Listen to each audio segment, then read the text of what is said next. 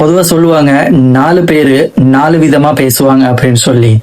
பொதுவா சொல்லுவாங்க 4 பேரு 4 விதமா பேசுவாங்க அப்படின்னு சொல்லி. 4 பேரு 40 விதமா பேசினாலும் இந்த வீடியோவை கடைசி வரைக்கும் பாத்தீங்கன்னு சொன்னா இனி லைஃப்ல குழம்பவே மாட்டீங்க. யார் எப்படி பேசினாலும் ஈஸியா புடிச்சுக்கொள்ளக்கூடிய ஒரு பக்குவம் வரும். சோ இவங்க 4 பேரும் ஈரானை சேர்ந்தவங்க தான். இவங்க 4 பேருமே ஒரு விஷயத்த தான் பேசுறாங்க, ஆனா 4 விதமா பேசுறாங்க. ஃபார் எக்ஸாம்பிள், ஒருத்தவங்க சொல்றாங்க 2 + 2 = 4. இன்னொருத்தவங்க சொல்றாங்க 1 + 1 + 1 + 1 = 4. இன்னொருத்தவங்க சொல்றாங்க 3 + 1 = 4. இவங்க சொன்னது ஒரு விஷயத்த தான், ஆனா 3 விதமா 4 விதமா சொல்றாங்க. ரைட்? சில நேரங்கள்ல உண்மையை மறைக்கிறதுக்கு பொய் சொல்லணும் அப்படிங்கிற எந்த அவசியமுமே இல்லை. உண்மையை கொஞ்சம் வேற மாதிரியும் சொல்லலாம். ரைட்? ஸோ இந்த வீடியோ கடைசி வரைக்கும் பாருங்க. ட்ரஸ்ட் மீ, ரொம்ப யூஸ்ஃபுல்லா இருக்கும். இதுல 4வது சொல்ல போறவரு ஒரு லெஜெண்ட். ரைட்? நான் இப்ப சொல்ல போற விஷயத்த கொஞ்சம் ஞாபகத்துல வச்சுக்கோங்க. ஹூ ஸ்பீக்கிங், யாரு பேசுறாங்க? Who are they speaking to, யாருக்கு பேசுறாங்க? இவங்க எல்லாருமே மீடியாஸ்ல பேசிதான் நாங்க பார்த்திருக்கோம். மீடியாஸ்ல பேசினாலுமே கூட அவங்களோட ஆடியன்ஸ் அவங்களோட இன்டென்ஷன், அவங்களோட மெசேஜ் கொடுக்கறது என்னமோ எங்கள் எல்லாருக்குமே இல்லை. ரைட்? ஸோ ஆடியன்ஸ் வேற வேறையா இருக்காங்க. ரைட்? ஸோ அது எப்படி நாங்க அண்டர்ஸ்டாண்ட் பண்ணிக்கொள்றது? ஸோ இவங்களோட 1 hour இன்டர்வியூ பார்க்கறதும் ஒரு 50 புக்ஸ் படிக்கிறதும் உண்டு. ரைட்? அந்த அளவுக்கு இன்டெலெக்சுவலான பர்சன்ஸ் தான் இவங்க எல்லாருமே பொதுவாக. ஸோ ஃபர்ஸ்ட் யார் இருக்கா? முகமது மராண்டி. இவர் ஒரு ப்ரொஃபசர். ஒரு டைட்டில் கொடுக்கறது அப்படின்னு சொன்னா மீடியா வாரியர் அப்படின்னு சொல்லலாம். ஸோ மனுஷன் யாரு கூட இன்டர்வியூ கொடுத்தாலும், யாரு கூட டிபேட் கொடுத்தாலும் கடைசியில வின் பண்றது என்னமோ இவர் தான். அந்த அளவுக்கு தெளிவான ஒரு மனுஷன். இன்டெலிஜென்ஸ் லெவல் எல்லாம் வேற லெவல்ல இருக்கும்.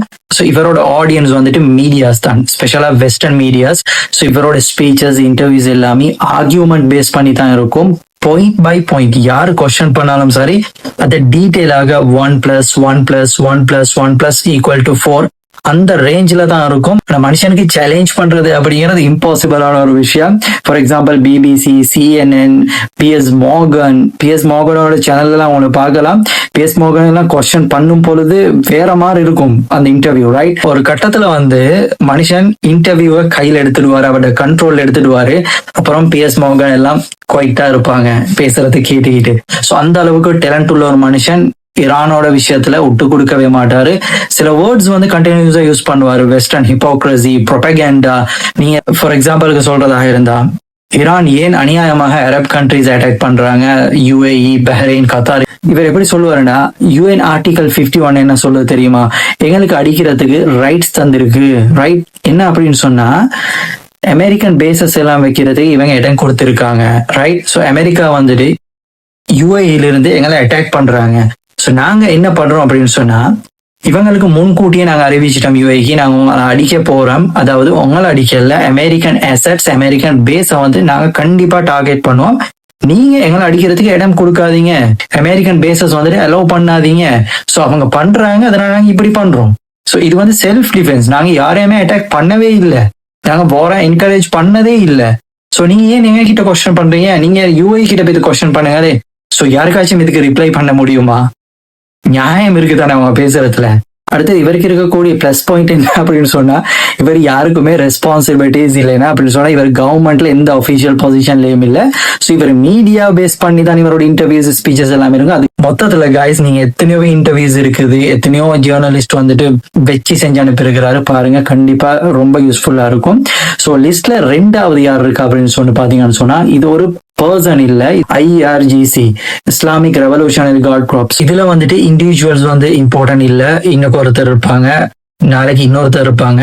சோ இன்றைக்கு IRG சார்பா யாராச்சும் ரிப்ரசென்ட் ஆகுறாங்க அப்படின்னு சொன்னா, அவங்களோட டோன் எப்படி தெரியுமா இருக்கும்? டிரெக்டா எனிமிக்கு, ஃபார் எக்ஸாம்பிள் நெத்தன்யாவுக்கோ இல்ல ட்ரம்ப்புக்கோ பேசுற மாதிரி இருக்கும். அட் த சேம் டைம் அது அவங்களே மோட்டிவேட் பண்ற மாதிரியா இருக்கும். ஸ்பீச்சஸ் எல்லாமே ஸ்ட்ரென்த்தை காட்டுற மாதிரியா இருக்கும். நெகோஷியேட், பேச்சுவார்த்தைக்கு எல்லாம் இடமே இல்லை, நோ கம்ப்ரமைஸ்.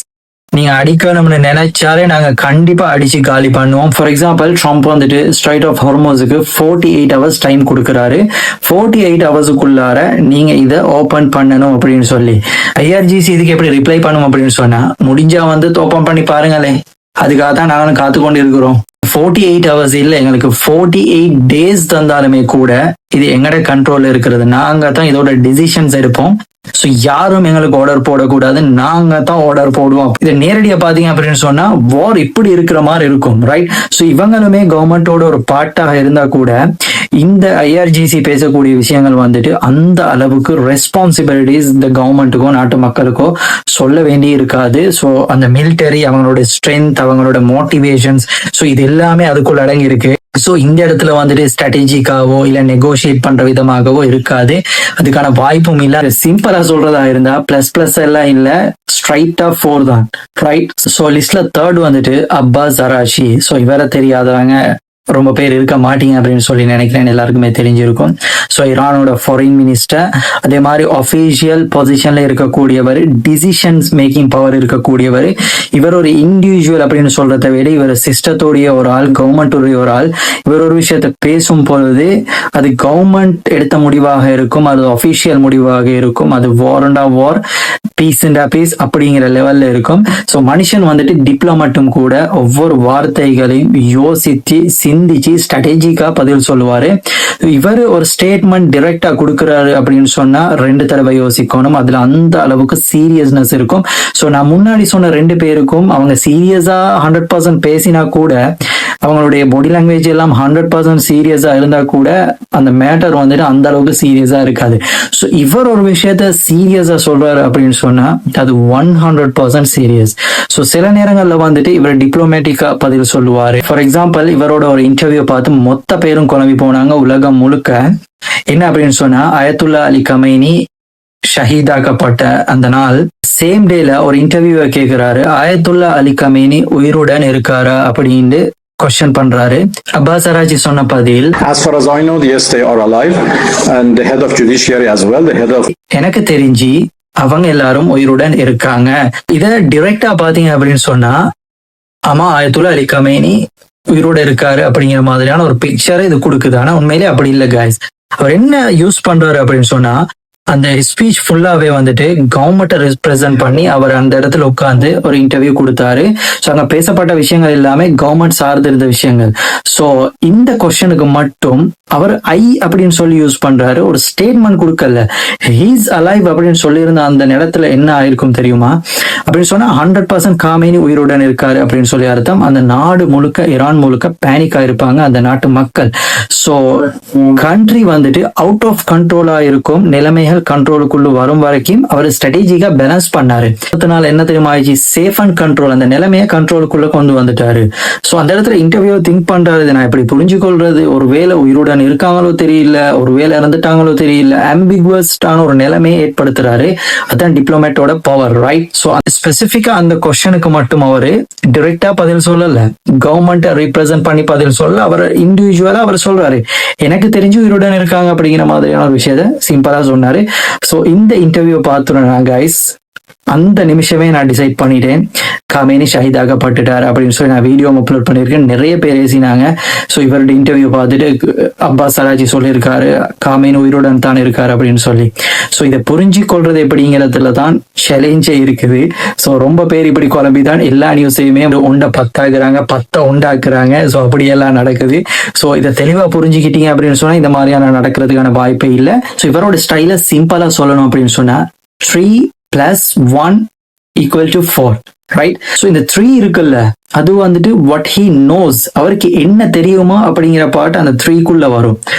+1 இருக்குல்ல, அதை இவர் சூஸ் பண்ணுவாரு, இதை எப்படி ரிவீல் பண்ணணும் அப்படிங்கிற விஷயத்த. அந்த 1% தான் வெளியில வரும். இந்த 3% அந்த ஸ்பீச்சஸ்குள்ளேயும் அந்த வேர்ட்ஸ்குள்ளேயும் அடங்கி இருக்கும். அதை நான் கொஞ்சம் டீப்பா பார்த்தோம்னு சொன்னா ஈஸியா புரிஞ்சு கொள்ளலாம், ரைட்? ஸோ இவரோட ஆடியன்ஸ் அப்படின்னு சொல்லி பாத்தீங்கன்னு சொன்னா கவர்மெண்ட் டு த வேர்ல்ட். இவர் சொல்லக்கூடியது வந்து ஒஃபிஷியல் ஸ்டேட்மெண்ட். ஸோ அது வந்துட்டு பாத்தீங்கன்னு சொன்னா இந்த உலகத்துக்கு அப்படின்னு சொல்லியும் சொல்லலாம். ஸ்பெஷலாக கவர்மெண்ட் பேஸ் பண்ணி இருக்கும். ஸோ இன்றைக்கு உள்ள நிலைமைக்கு பாத்தீங்கன்னு சொன்னா டிரெக்டா யூஎஸோட பேசுற மாதிரி இருக்கும், டிரெக்டா இஸ்ரேல் அஃபீஷியல்ஸோட பேசுற மாதிரி இருக்கும். டோன் வந்து பாத்தீங்க அப்படின்னு சொன்னா மோஸ்டா வந்து ஸ்ட்ராட்டஜிக்காவே இருக்கும். சில நேரங்களில் இவர் ஸ்டேட்மெண்ட்டும் கொடுப்பாரு.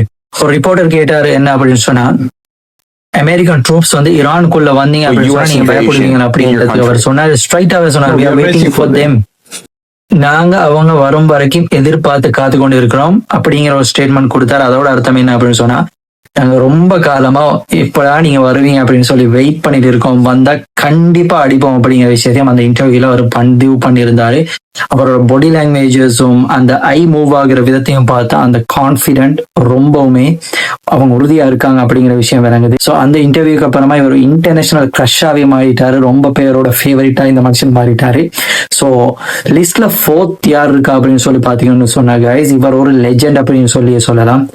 ஜவாத் ஜரீஃப், இவர் வந்துட்டு ஈரானோட ஃபாரின் மினிஸ்டரா இருந்திருக்காரு. அதே மாதிரி பாத்தீங்கன்னு சொன்னா JCPOல இருந்திருக்காரு. நியூக்ளியர் சம்பந்தமான பல ஆர்கனைசேஷன்ஸ்ல பல பேச்சுவார்த்தைகள் இவர் கலந்து கொண்டிருக்கிறாரு.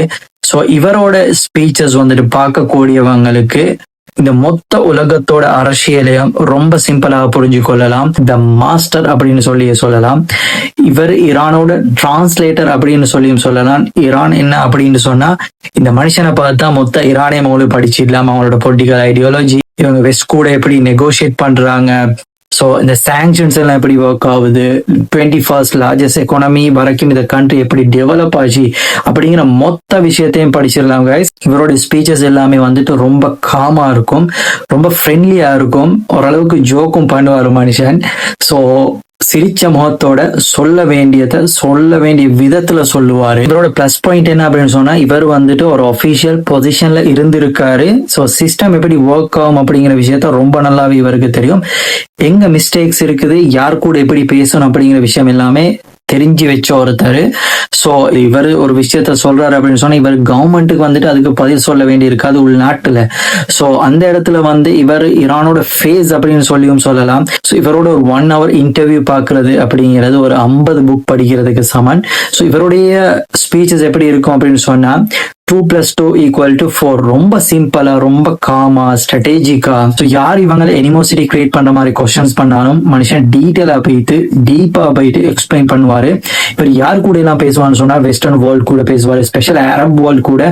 ஸோ ரொம்ப பேரோட அரபிக் வேர்ல்ட்ல வந்துட்டு கனெக்ஷன்ஸ் இருக்குது. Saudi Arabia, Dubai, UAE, Bahrain, Qatar, இவங்க எல்லாரு கூடயுமே இவரோட நிறைய இன்டர்வியூஸ் இருக்குது, நிறைய இன்ஸ்டிடியூஷன்ல சேர்ந்து ஒர்க் பண்ணியிருக்காரு. ஸோ என்ன சொன்ன அபிஷியல் பொசிஷன் இருந்தனால ஸோ இப்போ வந்து இவர் ரீசெண்டா இன்டர்வியூ கொடுக்கும் போறது இவருடைய எக்ஸ்பீரியன்ஸ், ஸோ உண்மையிலே சிஸ்டத்துக்குள்ள என்ன நடந்துச்சு அப்படிங்கிற எல்லா விஷயங்களையுமே தெரிஞ்சு கொள்ளலாம். ஸோ ரீசெண்ட் தான் மனுஷன் வந்துட்டு இன்டர்வியூ கொடுக்குறான், இவர் ரொம்ப பேருக்கு தெரியாது அப்படின்னு சொல்லி நினைக்கிறேன். ஸோ இவரோட இன்டர்வியூஸ் பார்க்கறது வந்து டைம் எடுத்து பார்க்கணும்.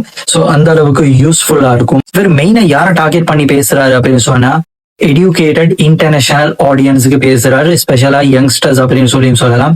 இந்த உலகத்துல யார் இவரோட ஸ்பீச்சை பார்த்தாலும் 2 தடவை யோசிப்பாங்க, ஓகே இவங்க பக்கம் நியாயம் இருக்குதுன்னா. சோ இவங்க அணு ஆயுதம் பத்தி பேசுறாங்க, இவங்க சைட்லயுமே ஒரு நியாயம் இருக்குது அப்படிங்கிற அளவுக்கு மனுஷன் பேசுவாரு. இவருடைய ஸ்பீச்சஸ் முடிவுல, இன்டர்வியூஸ் முடிவுல என்ன அப்படின்னு சொன்னா ஒரு டென்ஷன் இருக்காது. அதே இடத்துல மொத்த ஆடியன்ஸையுமே ஒரு கண்ட்ரோல் எடுத்திருப்பாரு, ஒரு ட்ரஸ்ட் பில்ட் பண்ணிருப்பாரு. ஈரான் பத்தின ஒரு பாசிட்டிவான ஒரு வைபை கிரியேட் பண்ணுவாரு மனுஷன். சோ அதுதான் இவருடைய பிளஸ் பாயிண்ட். ஸோ மனுஷன் ரொம்பவுமே இன்டெலெக்சுவல் பர்சன். சில நேரங்கள்ல பவர்ஃபுல்லான ஆர்கியூமெண்ட்ஸை கூட சிரிச்ச முகத்தோட முன்னுக்கு வைப்பாரு, சில பியூட்டிஃபுல்லான வேர்ட்ஸ் யூஸ் பண்ணுவாரு. எல்லாமே வந்து பாத்தீங்கன்னு சொன்னா அரசியல் படிக்கக்கூடியவங்களுக்கு, உண்மையிலே என்ன நடக்குது அப்படிங்கிற விஷயத்த தெரிஞ்சு கொள்ளக்கூடியவங்களுக்கு ஸோ இவங்களுடைய இன்டர்வியூஸ் வந்துட்டு ரொம்பவுமே யூஸ்ஃபுல்லா இருக்கும். ஸோ கன்க்ளூஷன் என்னன்னா, நம்பர் 1 பேசும் பொழுது அவர்கிட்ட இருந்து நீங்க வெறுமனே இன்ஃபர்மேஷன்ஸ் தான் எடுக்கணும். ஸோ அது 100% கரெக்டாகவும் இருக்கலாம், அது இல்லாமலும் இருக்கலாம். ஸோ கவனமா ஹேண்டில் பண்ணணும் இந்த பொசிஷன்ல யாரு பேசினாலும். நம்பர் 2, இவங்களை பொறுத்த வரைக்கும் இவங்க பேசக்கூடிய எல்லா விஷயங்களுமே பிரேக்கிங் நியூஸ்ல வரும், ஆனா அந்த அளவுக்கு இம்பார்ட்டன்ஸ் கொடுக்கக்கூடிய விஷயம் இல்ல. அதை நாங்க எப்படி புரிஞ்சு கொள்றது அப்படின்னு சொன்னா கிரவுண்ட் ரியாலிட்டி எப்படி இருக்கு அப்படிங்கிற விஷயத்தையும் இவங்க எப்படி ரியாக்ட் பண்றாங்க அப்படிங்கிற விஷயத்த பார்த்து நாங்க இந்த விஷயம் எந்த அளவுக்கு சீரியஸா இருக்கு அப்படிங்கறத மட்டும் தான் இதுல இருந்து எடுக்கணும். பிரேக்கிங் நியூஸை பார்த்து கன்ஃபியூஸ் ஆகிற அளவுக்கு இது அந்த அளவுக்கு ஒன்றும் இம்பார்ட்டன்ஸ் இல்ல. ஸோ நம்பர் 3, இவங்க பேசக்கூடிய விஷயங்கள் எல்லாமே பிரேக்கிங் நியூஸ்ல வரும், ஏன்னா இவங்க ஒபிஷியல் பொசிஷன்ல இருக்காங்க. பிரேக்கிங் நியூஸ் வருது தப்பு இல்ல, இதில் உள்ள சேலஞ்ச் என்ன அப்படின்னு சொன்னா டிப்ளமேட் பேசும் பொழுது 4ல் 3 விஷயத்த ரிவீல் பண்ண மாட்டாங்க. அவங்க எதங்க சூஸ் பண்றாங்களோ அதை மட்டும் தான் ரிவீல் பண்ணுவாங்க. கொஞ்சம் பொறுமையா கேட்டீங்கன்னா சிம்பிளா புரிஞ்சிடும். ஸோ நம்பர் 4 வந்து பாத்தீங்கன்னு சொன்னா full of wisdom, full of knowledge அப்படின்னு சொல்லலாம். இது பிரேக்கிங் நியூஸ்ல வராது, ஆனா இது வந்து பிரேக் த நியூஸ். பிரேக்கிங் நியூஸ்ல ஒரு சப்ஜெக்ட் சொல்லுவாங்க, இந்த பொசிஷன்ல இருக்கக்கூடியவங்க பேசுறது நியூஸை பிரேக் பண்ற மாதிரியா இருக்கும், கம்ப்ளீட்டா ஆப்போசிட்டா கூட இருக்கலாம். ஸோ இவங்களோட ஸ்பீச்சஸ் வந்துட்டு ரொம்ப நிதானமா டைம் எடுத்து கேட்கணும்.